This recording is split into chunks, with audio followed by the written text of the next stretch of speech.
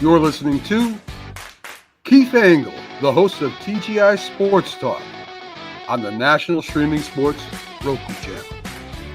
Football season is here, and SeatGeek is my go-to for buying tickets. Now, with SeatGeek, every single ticket is backed with their buyer guarantee. We've all had plans change, and when you can't make it to the big game, SeatGeek has you covered. They're the only ticketer that allows you to return your tickets ahead of the event for credit with SeatGeek swaps. So when things come up, I know that my tickets won't go to waste. So what are you waiting for? Download the SeatGeek app to maximize your possibilities and shop live events with confidence.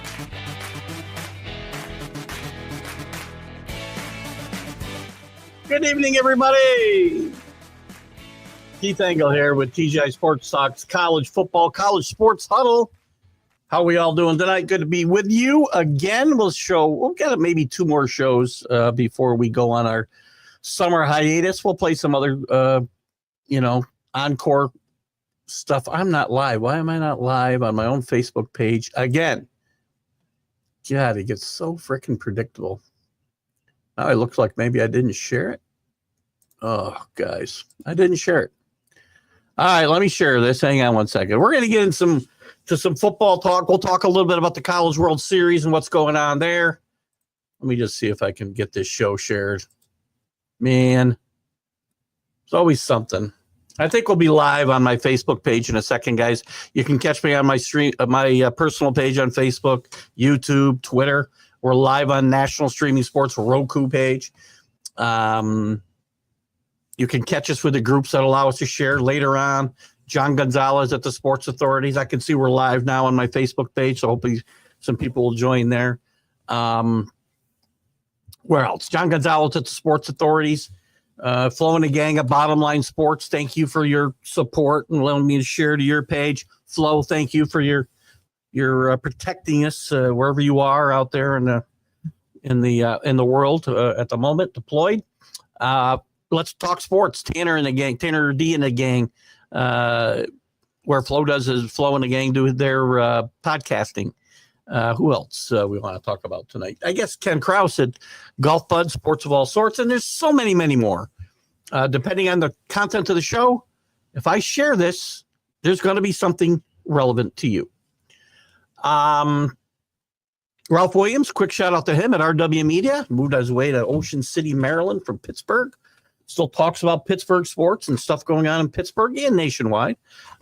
Sports Corner he does with Smoke and Jim Frazier from 4 to 6 p.m. Eastern every Tuesday from 4 to 6 p.m. Eastern. I think I said that already. DDH, thumbs up to you. Mac McGrath, thumbs up to you. And thumbs up to all you guys today. We'll talk. I want to get into. Hello, Danny Fuller. Good to have you with us. Your UCLA Bruins are in Omaha. We'll talk. We can talk a little bit about that. Obviously, I'll give you the teams that made it. 8 teams, I believe, right? Made it to through the Super Regionals and got to Omaha, playing in the College Baseball World Series. We can talk about that. A little bit of news around the league with Lee Corso's last game now will be at Ohio State. I didn't think it would be any doubt. Lee Corso, I believe his first game at ESPN was at Ohio State. I know the first mascot pick he made was Ohio State, and that was in 1996. But he'll be in Ohio State for the Texas-Ohio State matchup, and that will be his last appearance on College Game Day. He's 89 years old. He's been there for, 1980, 49 years, I want to say. Can't do math. Maybe it's not 49 years. It's a bunch of years. 66%. Pretty good, by the way. 66% winning percentage on his mascot picks. He went 11-0 in 1999. Picked OSU more than anybody else, 45. That's why Ohio State was always going to be the place that they were going to go. There was some talk about Alabama, Florida State because he's a Florida State alum. And Alabama's another team he took a lot, but this is where he's going, and I think this is a great place for him to go out. I did find an article too about the top 25 game. I want to say how did they say this? Hold on one second. I foolishly have got myself a little sidetracked here in my. I'll probably lose it now. Yeah, of course. Now I lost the article I wanted to talk about. So whatever. We're gonna wing it is what we're gonna do tonight because we're running out of stuff to talk about. Dickie V did resign with ESPN for another 4 years, and God, stay healthy, Dickie. He's an 80 plus years old.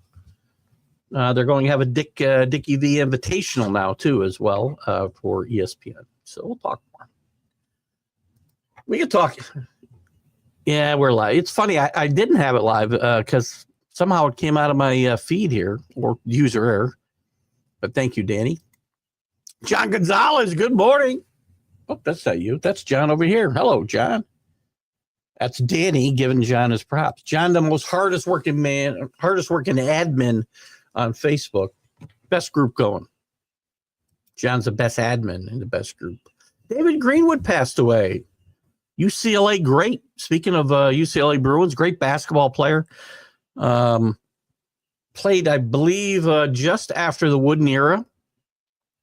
I want to say David Greenwood played for Bartow and maybe Cunningham.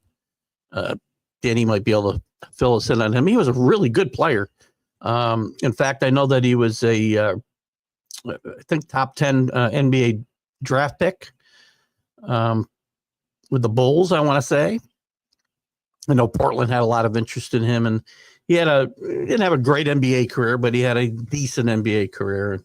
Great college player. So rest in peace, David Greenwood. I did not know that. John Gonzalez, thank you for that. And our thoughts and prayers are with his family at this difficult time. Let's go 8 clap. UCLA. UCLA got by. Who'd they get by? Let's see. Don't tell me I lost all my Jesus, did I lose all my freaking bookmarks for crying out loud? Oh my God, where's my baseball? Imagine that. So now I got to go find everything again. I want to give you the teams right now, and we can talk. As I said, we can talk more college baseball. That's not what I wanted. Where's that? There we go. That's the one I wanted. In the final 8. Louisville had made it in over Miami in 3 games. A lot of these games went three full series. I don't know why they call it 2 out of. What do they call it? The double elimination. Still, it's really 2 out of 3. It's double elimination in this final round, but anyway, it's 2 out of 3 here. Louisville wins 2-1 to advance. Oregon State over Florida State. They're in bracket 1.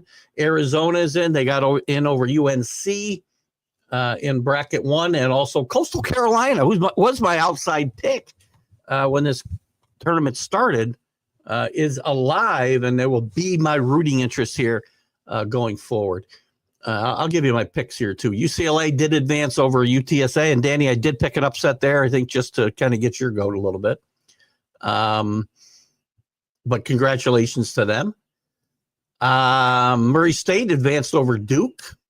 LSU advanced over West Virginia, and Arkansas advanced over Tennessee.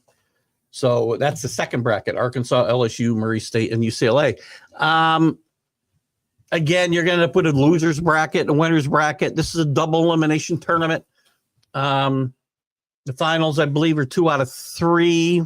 After that, I'm going to take Coastal Carolina coming out of bracket 1, and I'm going to take Arkansas to come out of bracket 2 for the final, and I'm going to take an upset winner in Coastal Carolina here just for fun.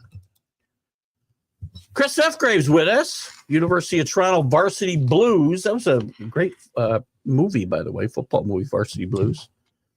Football defensive coordinator Bob Mullen announces retirement effective June 30th, bringing to close a football career spanning 50 years. Congratulations to Coach Mullen. And we wish him well in retirement. I will join him in exactly 77 days. Working days, about 48, I think is the math I did, something like that. There's JB for the Back It Up Binge podcast. How are you, JB? Ankle of living leveraging. In my own mind, John. That's about it. Rick Harnick out in Amsterdam. How are you, RH? Good to have you with us. Taking the huge dog. Go Murray State. I'm taking a dog myself in Coastal Carolina. At least they're ranked, though. So I guess I'm not taking as big a leap of faith as you are here with Murray State. But anything can happen out here in Omaha. I love, you know what? I don't watch enough college baseball during the season. I really should. If you're a baseball fan, you still see some really good baseball at the college level. Not a big fan of the metal bats and whatnot, but it is what it is. I watched the finals Sunday. I watched the finals of UCLA. UCLA. I watched them eliminate UTSA. I also watched Miami, who I was rooting for to get by Louisville. I think I watched 3 games, so nearly 3 full games Sunday. While we were kind of relaxing on the back deck and finally enjoying some sunshine till it rained. It's rained here or snowed at least part of every weekend since Thanksgiving. I feel like I live in Seattle. Too young to retire? Nah.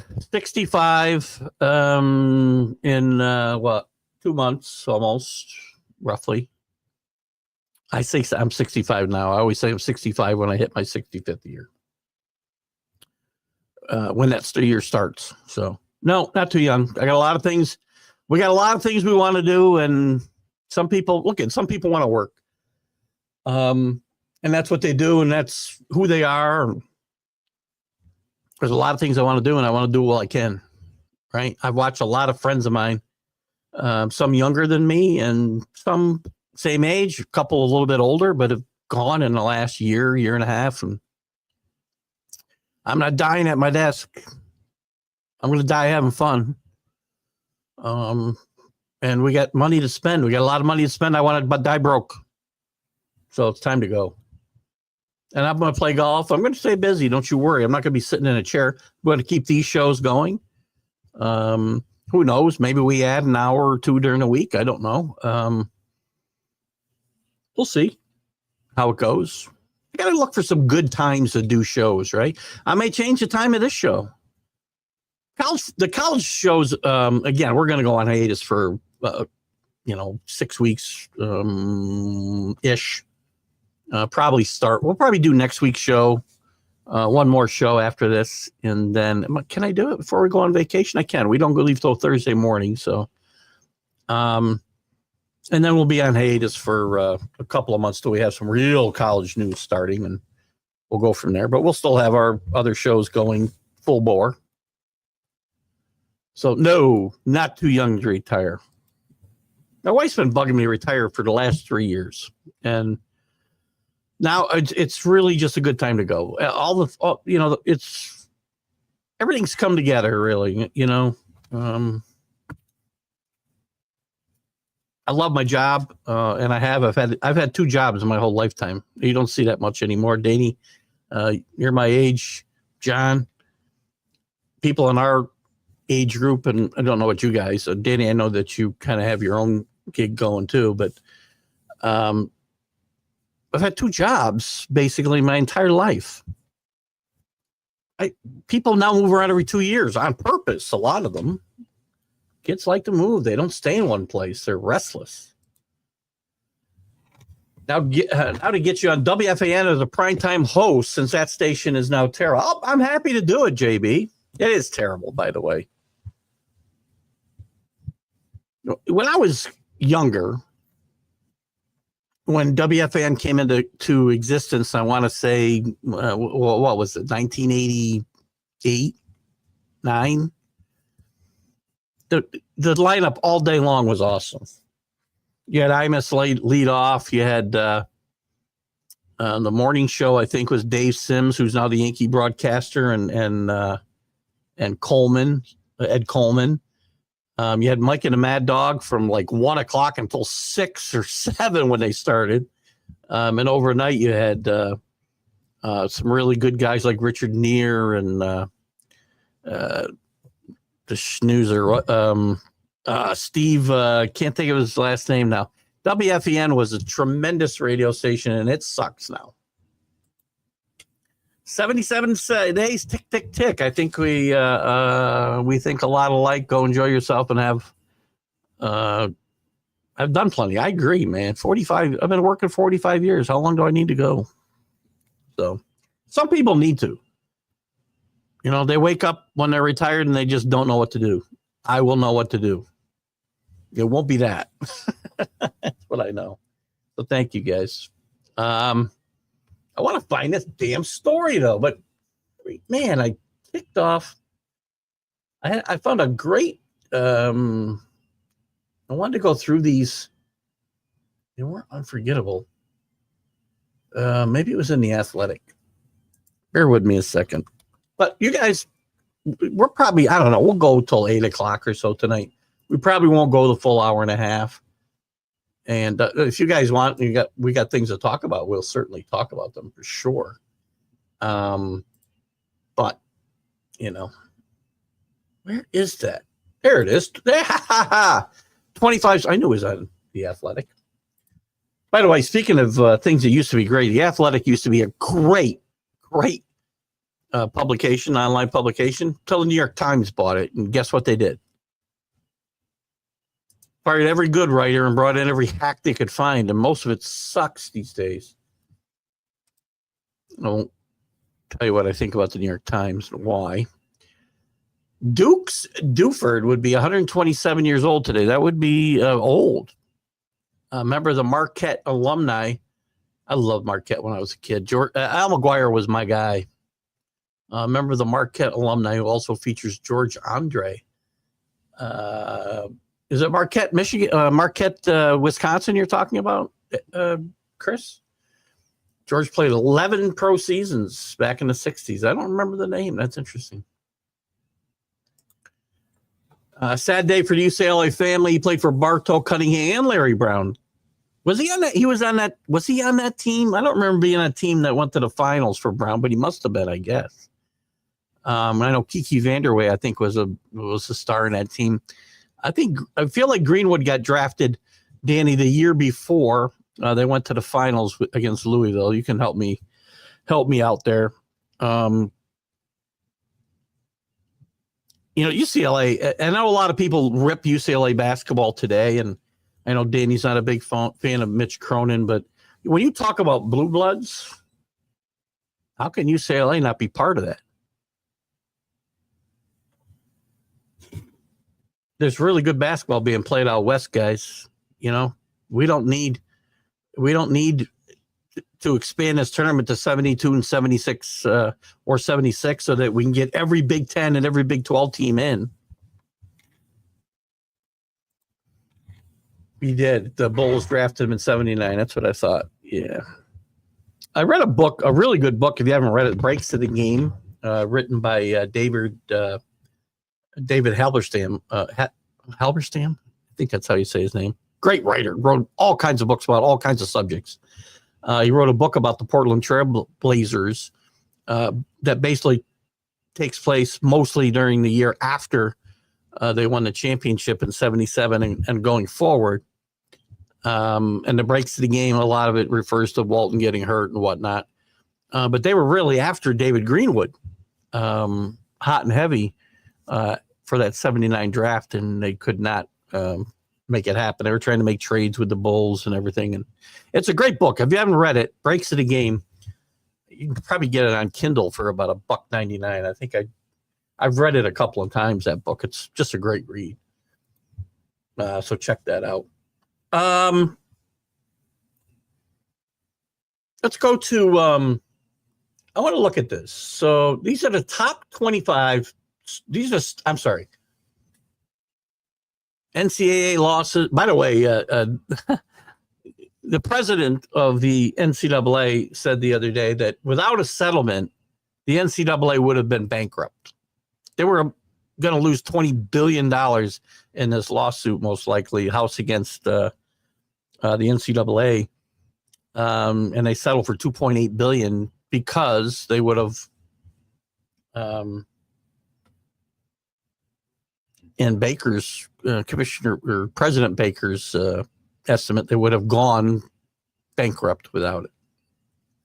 Trailblazers of 76, 77 were unbeatable. People forget after that, and I know we're talking college, but since Bill Walton and David Greenwood are in the conversation here, and I brought in the Breaks of the Game. Read the book. It's a great book. If you like that team, read the book, John. It's very interesting, the aftermath.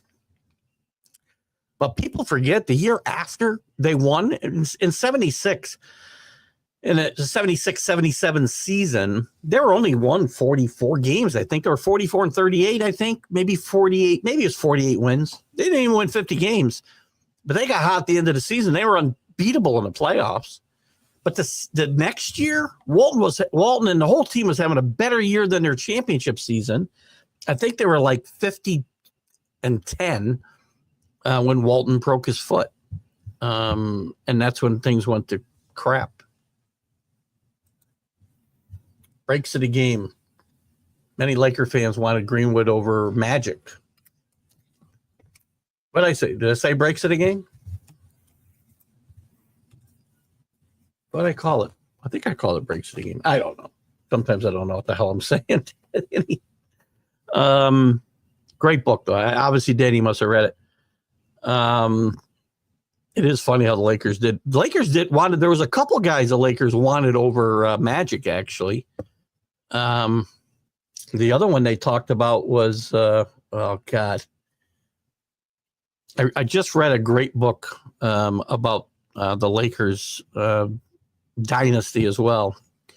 There was another guy too that they wanted over Magic that made me laugh. I can't think who it was. So anyway, we can get into any of those topics. What were you, in your mind, since 2000, so the last 25 years, what are the stories that changed college football? Realignment, obviously.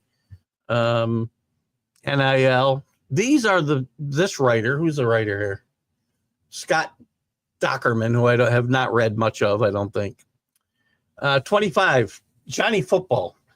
Okay. How did this change the game? I don't get it. How did this change the game? That is the title of this article, correct? Change college football. He was a really good college football player. End of story. But I think we'd seen 20 guys like Johnny Football. Johnny Football after the year. Here's an interesting one. Food deregulation. The NCAA wants micromanaged how much food its member institutions could serve on campus. A cracker was considered a snack. A cracker with cream cheese was considered a meal. So the NCAA went from micromanaging to not managing anything. Too freaking funny. Interesting. Rise of recruiting websites. Fans had few one-stop outlets to share their joy, vent their frustration, and find nuggets of information. This is going to change too, by the way, because now you can just go buy your recruits. You don't have to. You don't have to necessarily do a lot of heavy searching, but there's a ton of places. And I agree with this. The level of information in general that you can find about college football is mind-boggling today. Bowled over. The bowl system held a much different place in college football at the turn of the century, as we've talked about a lot on this show. Outside of the BCS and its 4 bowls that rotated as title game host, there were 21 other bowl games that held immense power over the selection process. Now you can't even give tickets away to these games. Teams were required to stay on location for a week or more. Schools were often saddled with large ticket allotments, which some schools who traveled well filled and some didn't. But you fast forward to now, and you got a couple. Nobody wants to go to a bowl game that they got to travel and spend a lot of money for, eat a lot of tickets for. Player opt-outs, transfer portals, everything's changed the bowl system. I mean, there's a lot of times where even though I'm a playoff proponent, there are times I'd like to go back to the bowl system and the bowls to pick a national championship, because at least, the arguments were fun. Now we're arguing about who the 12th team is in the frickin' tournament. Unbelievable. What's Chris got here? Brian Jordan graduated out of Baltimore through the Milford program. Milford Mill, also Milford Mill High, also produced Reggie White. I do too. I mean, something. Think back to 2000. Even 2000, it was too many bowl games at 25, right? What's there now? I mean, 100 schools go to frickin' bowls. There's got to be 45 or 50 bowls. I'm not even sure. Half the time they can't find teams to fill it that are bowl eligible. They got to take teams that are 5 and 7. But when there was 20 bowls, the bowls actually meant something. I liked it when you had, sometimes you'd get, 1 versus 4. I mean, think about 1982, Miami against Nebraska, 1 versus 4. I think I'm okay with controversy, man. Miami beats Nebraska because Tom Osborne, like a true leader, went for 2 instead of the tie, like Pat Dye at Auburn.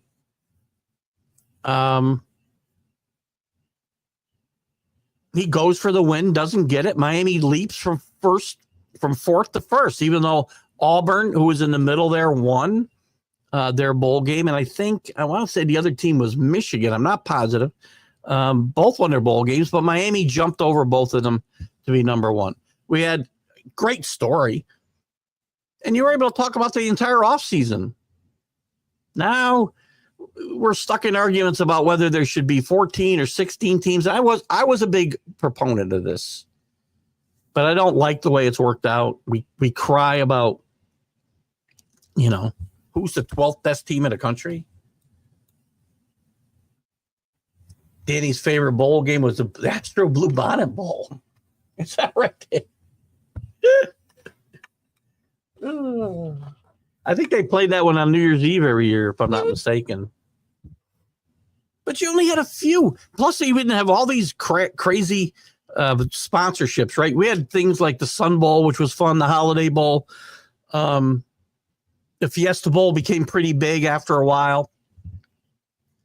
I said the Sun Bowl. What were some of the other ones? Well, of course, the Orange Bowl, the Rose Bowl, the Sugar Bowl. There was no CarQuest Bowl, the Alamo Bowl, the Liberty Bowl. These would be you'd get some really good matchups and fun matchups. A Cotton Bowl I missed. I'm sure I remember some of the other bowl games that were fun back in those days. Kids opting out, or as Rick Sherlock would say, quit on a team by not playing. Never would see that in the 90s. Or before. We didn't even see it in the 2000s and the aughts, Danny. We saw it in the last 10 years. We're going to get, maybe look at it, and maybe the bright side of paying guys to play is they can't opt out. I mean, I can't wait for the first case of that, right? You paid a kid $3 million to come to school and then he opts out of the bowl game. I'm taking my money back. You'd sign a contract that says you're going to play every game or you're not getting paid.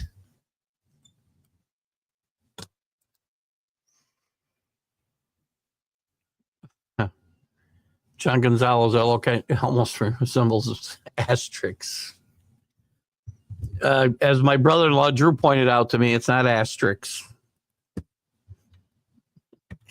My Perth education has me saying it wrong. It's what is it? It's not asterisk. I don't even know what it is. We won't get into that. We can talk about the Astros on Sunday's MLB update, if you'd like, and how that's the most overrated scandal in the history of sports. Fiesta Bowl. Fiesta Bowl started out very as a smaller tier bowl, became one of the big boys. But if I remember right, they used to get like before Arizona State and Arizona went to Pac 8, became to Pac 10. They played in one of the Western Athletic Conferences, and there was two really nondescript leagues, if you will, that were tied to the Fiesta Bowl, and that's who played there. And then they slowly but surely built up the prestige of that bowl till it became one of the big guns on New Year's Day. In college sports, Matt Stairs had all sorts of options. Baseball or hockey could have gone either way. I didn't know Matt Stairs was a hockey player, actually. He had a decent career. What do you got here? Yeah, Popeye Bahama Mama Bowl. Jesus. I mean, this is what I'm talking about, right, John? The Tokyo Bowl, which I don't think they're playing anymore.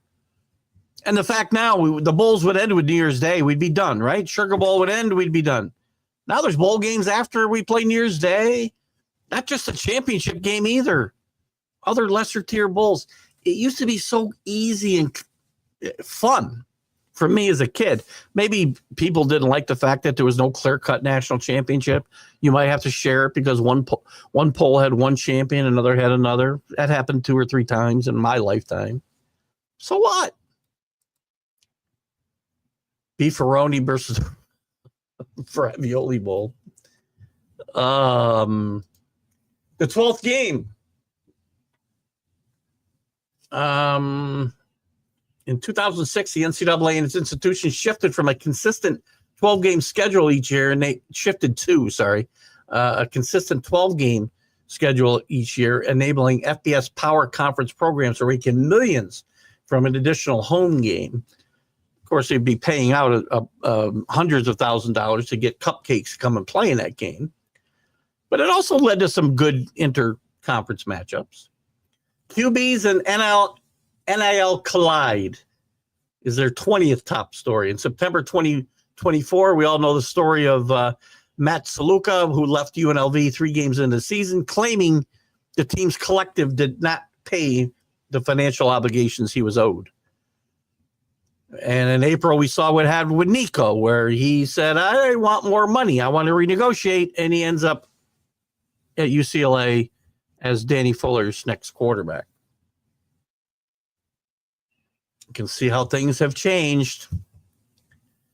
The 2003, this to me, this next one to me should be a higher on the list, because to me, this really started a stampede, if you will, of realignment and issues later on. 2003, the Big East ACC war. Neither conference had required 12 members to stage a championship game, had the required 12 members to stage a championship game, setting a stage for one to poach from the other. And the ACC struck out, landing Miami, Virginia Tech, and later on adding Boston College as its 12th member, and really crippling, in my mind, the Big East probably forever. That was the beginning of the end of the Big East, and they were never quite the same again in football or basketball, in my mind. I think that should be higher up, because that started the whole realignment train wreck. Northeastern's unionization movement. By the way, these players are never going to have a collective bargaining agreement. Why would they want a collective bargaining agreement? In 2014, a former Northwestern quarterback spearheaded an effort to certify the Wildcats football team as a union and be declared employees. They're going to want that. Right now, they got the best of both worlds. They can be free agents every year, and coming out of high school, I can give you $2 million, and the next year another school can give me $4 million, and I'll go there. And another year they can give me $6 million, and I'll go there. Some of these kids are going to earn tens of millions of dollars before they ever hit the pros. They ought to be easy to manage then, right? I don't know if I get this one. Number 17 is Rocky Mountain Primetime. Deion Sanders takes over Colorado. Took a 1-11 team. He's not the only guy who ever took a losing team. And I'm sorry, it's not like he won a national championship or even competed for one. Yeah, he got from 11-1 to 9-4 last year. Great growth. That's one of the big stories. Changed college football? I don't think so. John Gonzalez, you remember one year Frank Kush had Danny White at quarterback and Arizona's beat Nebraska. Arizona State's put out a couple of decent quarterbacks over the years. Danny White went and played in the where he played. He played in the WFL, I think, before he went to the Cowboys. Was also a punter. I can't remember. He might have been the last starting quarterback who was actually the team's punter as well. Maybe somebody can help me with that. Interesting though, right? That bowl game was the Fiesta Bowl in 1975. So yeah, that's about the time they were starting. And maybe this game is what really started to put the Fiesta Bowl on the map, right? I can't remember the league that Arizona State played in, John. Do you remember the name of the league? Maybe it was the Western Athletic Conference. Because that's before they were in the Pac-10, as it became when Arizona State went there. And then I guess they would bring in, one of the bigger name teams that, Nebraska, obviously that wasn't Nebraska's best team, or they've been playing in the Orange Bowl or the Sugar Bowl or whatever. And there's the other thing about the bowl games, right? They had conference affiliations. The Rose Bowl was going to be, you knew the Rose Bowl was going to be the Big Ten champion against the Pac-8, 10, or 12 champion. You knew that the Sugar Bowl was going to be the SEC champion against an at-large team. You knew the Cotton Bowl was going to have the Southwest Conference champion against an at-large team. Texas, Notre Dame played one of the best Cotton Bowls ever played when Joe Montana was there. I knew the Orange Bowl was going to be what were they? The Big 8. I think at that time, later to be the Big 10, but now the Big 12. They would send their champion to play in at large. So I liked those old bowl affiliations, right? Those league affiliations. You kind of knew what teams were playing for. And the teams that weren't, the Boston Colleges of the world, the Notre Dames of the world, West Virginia in 1988, that was a Fiesta Bowl. Notre Dame's last national championship. All good stuff, right? The WAC. I thought it was the WAC. Sometimes I know what I'm talking about. WAC. WAC. That's the most time WAC has been said on a show in forever, I think. 16. Tebow Mania. I'll get this one might be higher. Tim Tebow, for whatever you think of Tim Tebow. Tim Tebow is one of the greatest college football players of all time. He's in my top 5.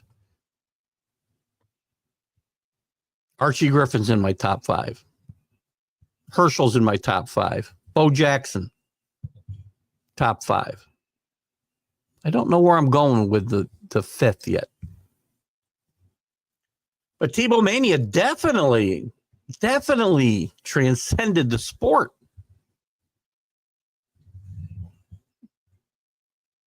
Won a Heisman Trophy as a sophomore. Very close to being the second player ever to win it back-to-back after Archie Griffin. If I said Archie Manning, I meant Archie Griffin earlier. Top 5, and you guys, I'll throw this out there for you while we're having this discussion. Top 5 college football. Nothing else is relevant. Don't care what they did as a pro. They could have sucked. Archie Griffin, Tim Tebow, Bo Jackson, Herschel. I'm going to give you a 5th right now. I guess maybe I got my lifetime bias. What if I said OJ? That would really piss off Danny Fuller. Hello, Paul Spada. Good to have you with us, my friend. I'll pay the money out of you later for setting off the firestorm on the the National Streaming Sports show today earlier. College football's video game Lost and Resurrected. EA Sports, and I loved playing this EA Sports and NCAA franchise because I would build my own team. I played as the Albany State football team. They were Division 5 at the time, probably. But I built my own stadium. I built my own uniforms. And you could recruit players. And I tried to build that. I tried everything I could do to build that into a, like a top 25 team. I had a lot of fun. I did the same thing with their college basketball deal. But they started using names and likenesses, right? And basketball. And O'Banion famously sued the league, which really led the way to NIL like 30 years later. So that is definitely something that impacted the game greatly.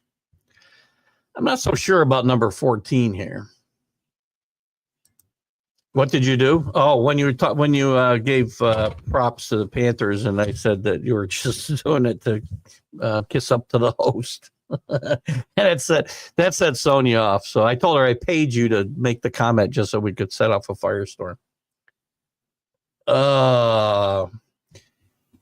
John says, as I recall, Danny White played for Southern Cal Sun in the USFL. That would have been too early for the USFL, though, wasn't it? Now we got to take a look. We'll get back to this list in a second. It's got Cam Newton on it. So, Sonia, if you're out there, you can. Let's get some information on Danny White. Actually, Danny White is somebody that I've been in contact with and would love to have on my one-on-one interview show, which is on a little bit of a hiatus of its own. He in 71 he played for the Memphis Southmen is who he played for, John. I believe that, and that was a US WFL. See if I don't think it's gonna. Oh, that's his college career. Let me get into as a player, Memphis Southmen 74 and 75. That was a WFL. Then he played for the Cowboys 76 to 88. Remember, WFL came into play in the mid 70s, just about the time Danny went there. They took Zonka and Kick away from, in fact, that same Memphis team, I think, took away Zonka, and now they never played, I don't think, in the UFL because the WFL it folded in just 2 years. That was the first incursion into the NFL's the new NFL after they had the merger into their territory. Paul Warfield went there. A lot of big names went there, and some of them never played. But a lot of kids got a chance to play out of college. He did coach the Arizona Rattlers in the USFL, by the way. No, that'd be actually that's the indoor football. He was the head coach there for 12 years. The Arizona Rattlers and the Utah Blaze for another 3 year span in the AFL, the Arena Football League.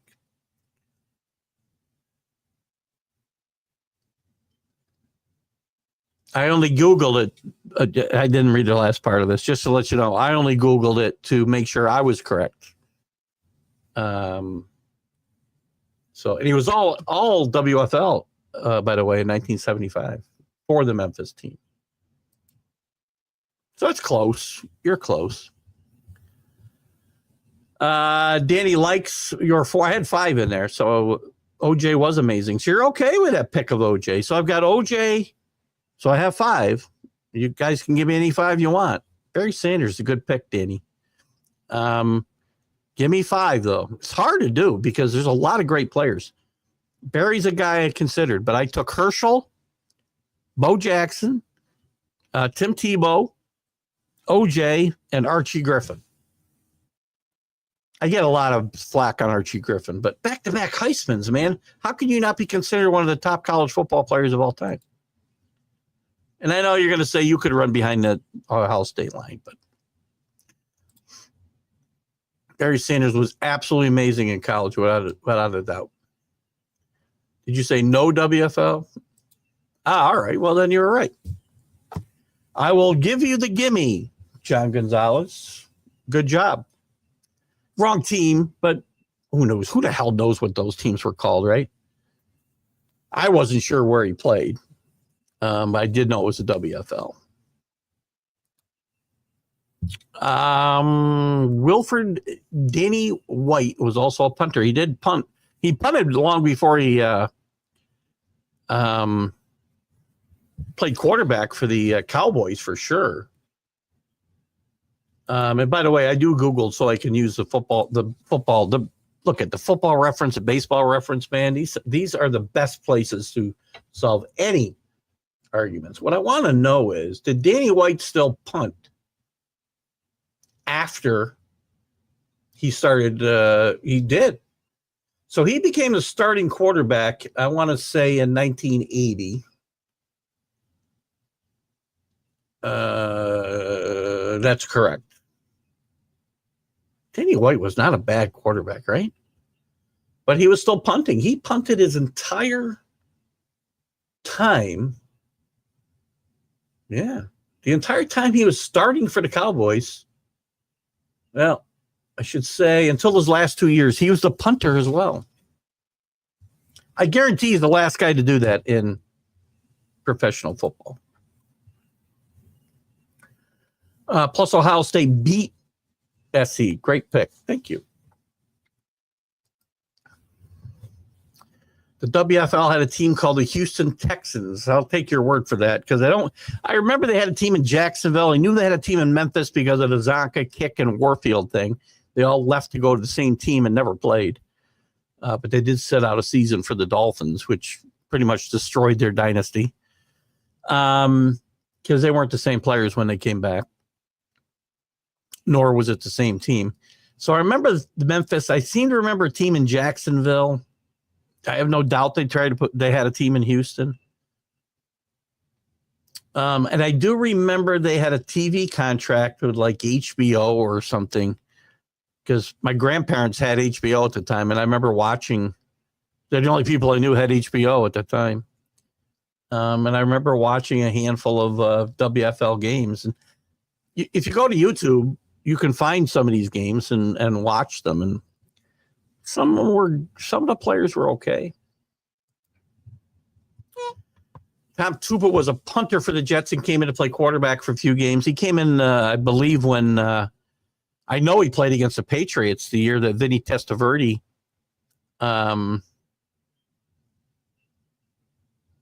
I believe it was that game. He came in when Vinny Testaverde ruptured his Achilles, the first game of the season.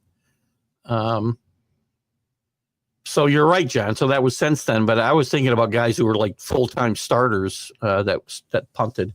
He was the last guy. There was a handful of guys that punted. Jacksonville Bulls. There you go. Good stuff. Let me get back to this. We can continue down this road. I still want some more. John, you got to give me your top five because you got this down. Give me your top five guys. Top five college football players. Who did I miss a call from? Let's see. Whatever. Work people. I know you can do this, Danny. You gave me just one. Paul, throw a name out there. Who else is still with us? Rick Hardick, you're out there. Give me a names. Frank. Mike Keith, how are you, buddy? Good to see you out there if you're still watching. One of my favorite interviews on TGI Sports Talk. Mike just made a big trip around. I'm not sure exactly where he went to. Top five all time, yeah. All time. All time. Doesn't have to be in your lifetime. There's a lot of great players that went, again, I didn't pick anybody outside of my lifetime, John, only because I didn't see him play. So again, one more time, I picked OJ, Herschel, Bo Jackson, Archie Griffin, and Tim Tebow. Here's these other great Jesus, influential stories of 2000. Cam Newton. Why? There was no player more electrifying over the last 25 years than Auburn quarterback Cam Newton. What about the guy I just mentioned? And Tim Tebow. What about him? What about Bo Jackson? He wasn't in the 2000s, was he? Okay. I'll give you that one. I can think of electrifying. What about Johnny Football? We just talked about him at 25.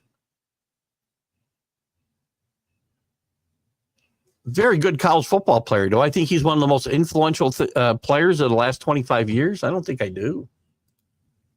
Gary Apremian attempted to go from kicker to quarterback.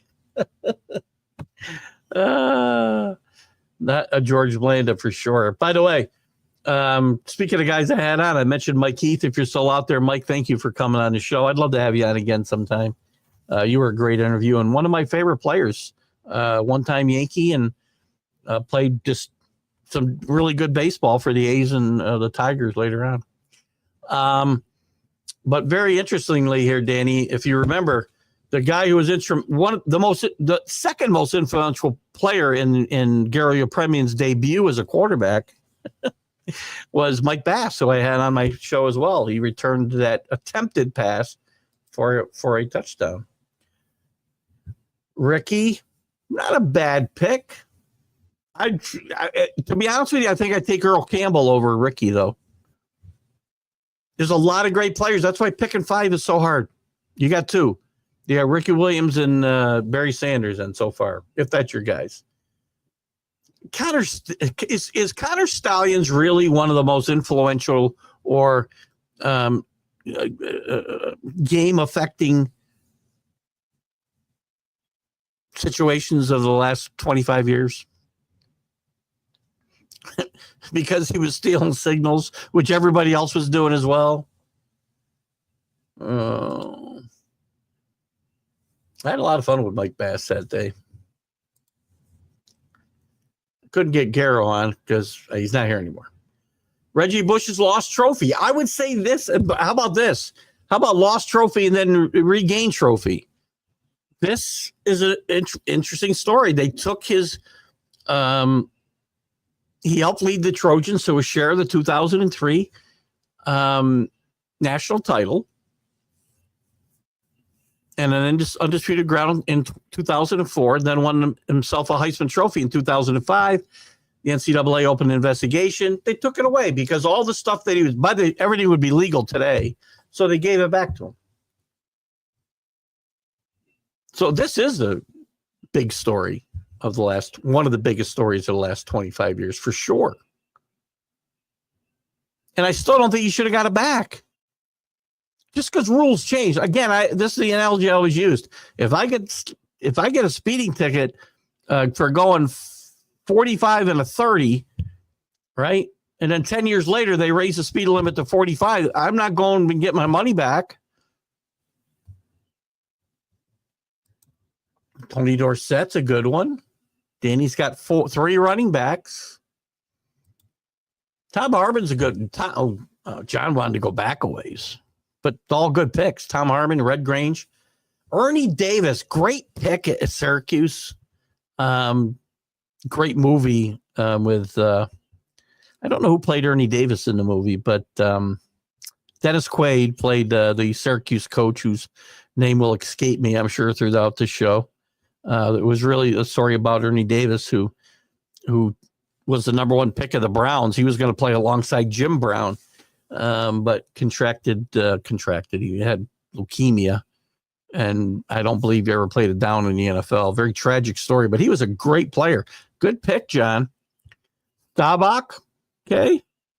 O.J. Simpson. I can't make an argument. So far, nobody's thrown anybody out there that I would say that's absolutely ridiculous. I mean, Ricky Williams, I said I would take Earl Campbell over, but it's still a good pick.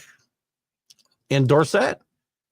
I don't feel like Dorsett had one great season in 76 when Pitt won a national championship under Johnny Majors. Dorsett was a Heisman Trophy winner, had a great season. I'm not sure that, and I don't remember, quite frankly, what his career numbers were. But good pick. Good stuff. We'll continue. I'm going to go until I get this, until you guys run out of great players and I run out of these top 25 stories. We'll probably sign off. 12-team playoff. Yes, finally going to a 12-team playoff was certainly a big story. Even going to a 14 playoff is one of the most influential and game affecting events of the last 25 years. Meyer versus Harbaugh, the Ohio State Michigan feud matters every day, and the two hirings brought red meat to the rivalry. I like the way they bring this and sizzle back to the Big Ten. That's when Urban Meyer was brought into Ohio State in 2012, and Harbaugh and him faced off. I believe, if I'm not mistaken, that Harbaugh did not get the better of that rivalry, which in turn almost put his job in jeopardy. Expansion chaos in 2011. I talked about the ACC and the Big East from 2003 was just the first ripple of, they say expansion. I call it realignment. And while that 2003 maybe didn't have a lot of effect, the 2003 situation with the ACC and the Big East. In 2009, when Jim Delaney announced his league was going to expand, I guess expansion is a big deal because it led to realignment, right? And Jim Delaney was the first to say they were going to expand past 10 teams. So that forced every other major conference to do the same thing, and it caused this huge salvo of defections from existing, and the death of the Southwest Conference, quite frankly, when Texas and Texas A&M and Oklahoma went to the Big 12. And later on, you had Colorado jump to the Pac-10. Nebraska goes to the Big 10. We all know what happened with further realignment in the last 13 years, 13 to 15 years, especially now Oklahoma, Texas, and the SEC, the Pac-12, 4 schools going to the Pac-10. So, as I said, that little move in 2003 led to all these bigger ripples later on. Danny can't find a quarterback. Marino was on that Pitt team. Remember, he didn't have a great senior year. He wasn't the quarterback that led them to a national championship, though. That was Matt Cavanaugh, who later became a New England Patriot. He was the quarterback of the national championship team. Marino came later after they won in 76. Marino probably didn't get there till 79-ish, maybe 78, 79, I would say. You don't think Tim Tebow's a good pick, or are you just looking for a different quarterback than has already been named? I mean, Tebow's a great quarterback. Staubach, which John brought up, is a great quarterback. Archie Manning was a great quarterback. Peyton Manning was a great quarterback, obviously. Trying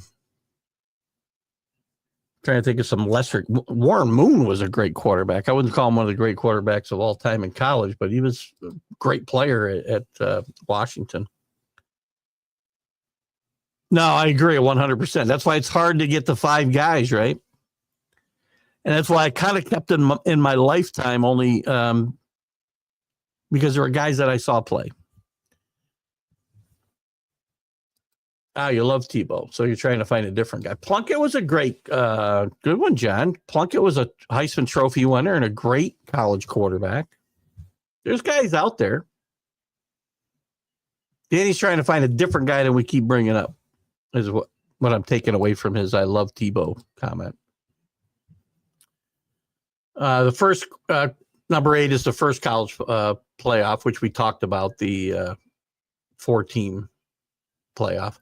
The Big Ten Network, which led to the Pac-12 Network, which led to the Texas Network, right? These were all, by the way, after a while there, I believe, and I shouldn't say that, not all of them.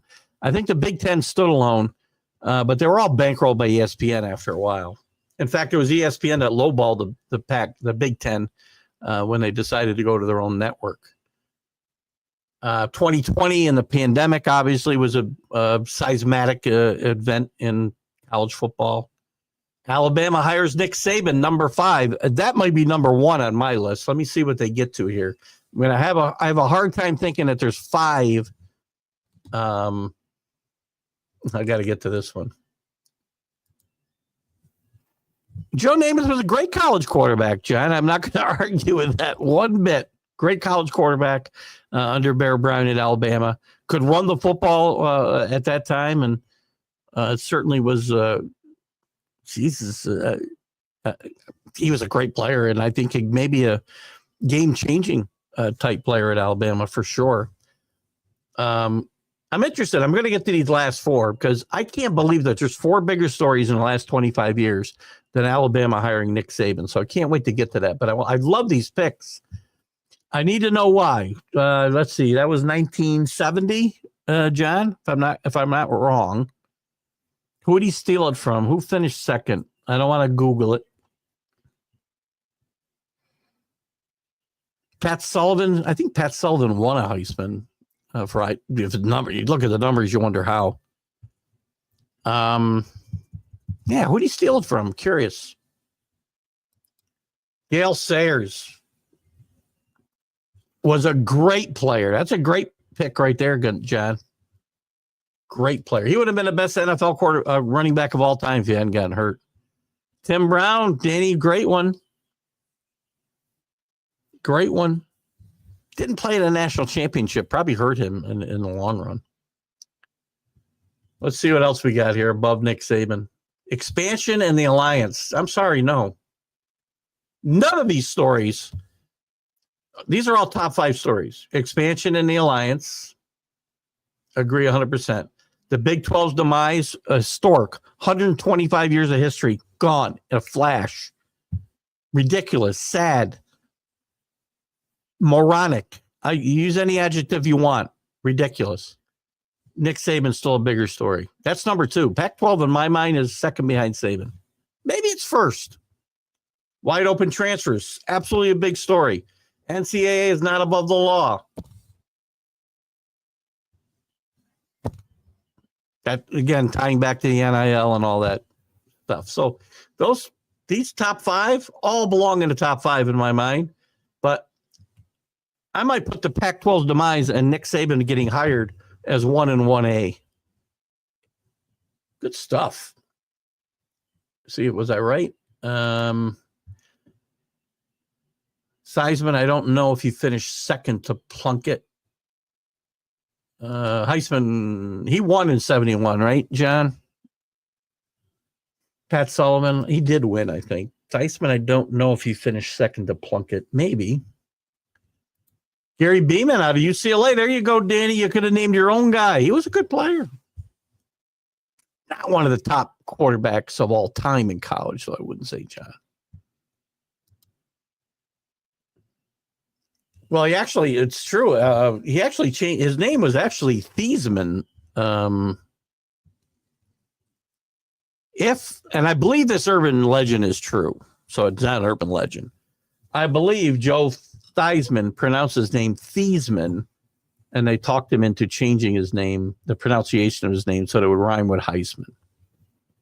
Joe was a fine college quarterback for sure, and a decent professional quarterback. Went to Toronto to play in the Canadian League. Ended up with the Dolphins, I think. Returned punts when he couldn't play quarterback. He paid his dues and stuck around. And a lot of guys don't like Joe Theismann, but he was a pretty damn good quarterback, I'll tell you. Good stuff. You guys have really, this is the kind of thing we got to get into. And I love getting into these little debates about great players, and we need a topic so we can go into next week. We can bring some stuff to the table. Again, after next week, I think we're going to take our summer hiatus. But before I sign off tonight, can we come up with, let's see, what kind of list should we come up with? It can be the top, well, we've named a lot of quarterbacks. Maybe the top coaches of all time. Next week we'll tackle. You guys tell me. John Cappelletti, one of the best speeches of all time. John Cappelletti at Penn State, his little brother, Joey. If I got that right, John, was his brother's name Joey? I believe he was dying, and I think he did pass away from leukemia, I want to say. And I remember John Cappelletti gave one of the most moving Heisman speeches ever. If we live long enough, many will say Travis Hunter, right? Well, you know what? It's what Travis Hunter has done in these last 25 years has been remarkable. There's not been a player like him, since the days of like Harmon and Grange that John brought up earlier. I was like the Incredible Shrinking Man there for a minute, wasn't I? Because just the fact that he played, like 98% of the snaps is remarkable. I don't think you're going to see that again. You got to be a tremendous athlete to do that. I think you're probably right. People will say that. I don't know if it'll be us. Because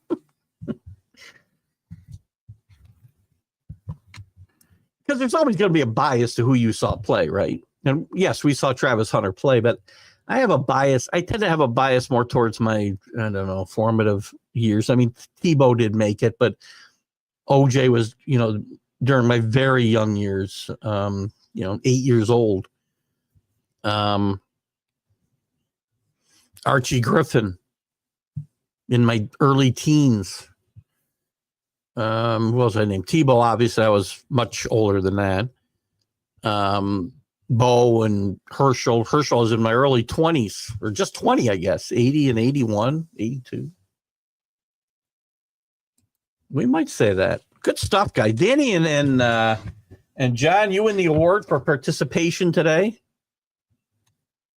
Hold on. We're not done yet. It was Gary Beeman, not Gary Beeman. No, I got you.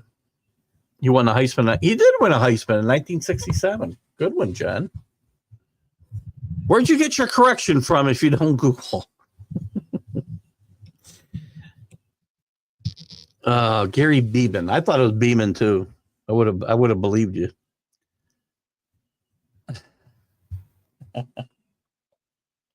I gotta know where John got the information now from. I tell you, John. Well, no, I know you're not far behind me, John, age-wise, but I gotta Google just to check my own memory because it's fading. Things that used to come to me like that, and it happens to me every show now, where I go, "What the hell was that guy's name?" Tough. Anything else before we sign off here tonight? What do you guys got? What else? We can talk about anything else if you want. Oh, now John's getting a GQ because he comes up with a UCLA Heisman winner. No, I know that Danny has high regard for Mr. John Gonzalez, as do I. That'll be nice, Paul. We made it through the whole show without you two guys sniping each other. Oh, you did find it in your mind? God bless you. Because now I'm to the point now where you put something in front of me like Gary Beeman, right? And I'm not, I can't get off it unless I already know. You guys have been great tonight. I'm going to sign off, guys. You guys have been tremendous. I'll be back. Let's see. We're going to have an encore interview show at 9:00 on Friday morning, and then we'll be back live with the MLB update. I got some really, and I'd love to debate the asterisk with you some more, Danny, which that'll drive Drew crazy because he'll be like, why can't we talk about baseball today? Yeah, whatever. We'll be back with the MLB update live on Friday afternoon. We'll have the Sunday Stream of Consciousness coming up.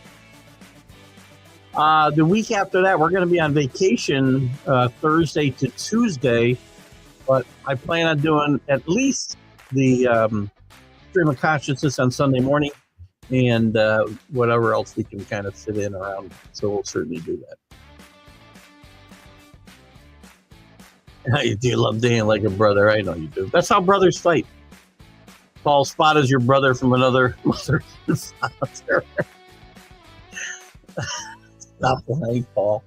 And John said, I got to doubt. Where'd John's go? I don't never doubt my good friend John Gonzalez. Wealth of knowledge. And as you guys know, I'll say one more time about John Gonzalez. He comes in, he participates, and he's also a great admin on the Sports Authorities. He and I have been affiliated since day one of this show, and he has been one of my biggest supporters among the groups that I have belonged to and shared content to. And I will forever be in John's debt. Thank you, John, so much. Guys, have a great night. Keith, I'm going to leave that up. We're going to end the show with Don't Doubt Me, Keith. Guys, have a great night.